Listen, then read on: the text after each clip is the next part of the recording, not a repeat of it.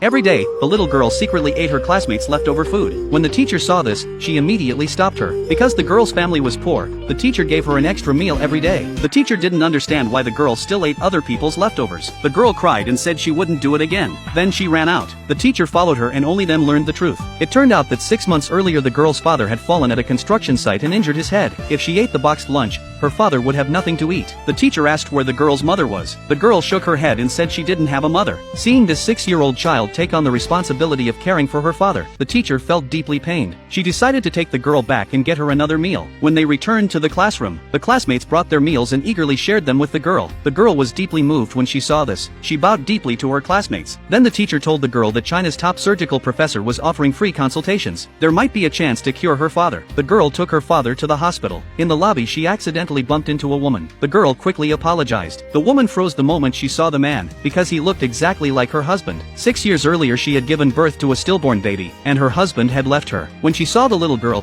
she thought that if her child had lived, she would be about this age. Unknown to her, it had been the woman's father who found the man back then, and adamantly forbade them from being together. He refused to accept their child and offered $5 million to make the man leave. The man demanded only that he be allowed to take the child with him, and then he agreed to leave the woman. In the end, the father fabricated the lie that the baby was stillborn. Afterward, the girl brought her father to see the professor. Following diagnosis, they were told an immediate craniotomy was necessary. The girl vowed she would collect bottles and skip meals every day, until she had saved enough money for the surgery. Moved by the poor girl, the professor decided to treat her father for free. At that moment, the same woman barged in, demanding that the professor operate on her grandfather first. But her grandfather's illness was minor and could be treated by an ordinary doctor. The woman didn't want to take surgical risk, and insisted that the experienced professor operate on her grandfather. The professor said he wanted to give the opportunity to someone who needed it more, but the woman was very forceful. She shoved a bank card loaded with $1 million into the professor's hand, and had her bodyguards forcibly take him home. Seeing the poor girl, the professor was helpless. The girl tried to stop them but was pushed to the ground by the bodyguards. The woman glanced at the girl and then turned and left. That evening the teacher came to the hospital with a boxed lunch and some money. She said the money had been donated by the director, and the teachers for the girl to use for her father's treatment. The girl knelt on the floor to give thanks. Suddenly the father had an episode, fell off the bed, and lost consciousness. The doctors said there was nothing they could do. Only the professor had the skill to perform the surgery. The girl braved the pouring rain to go to the woman's house to find the professor. She slipped and fell, scraping her hands and knees until they bled, but she forced herself to get up and keep going. When she reached the villa, she knelt down and repeatedly kowtowed. Hearing the commotion, the woman ordered her men to drive the girl away.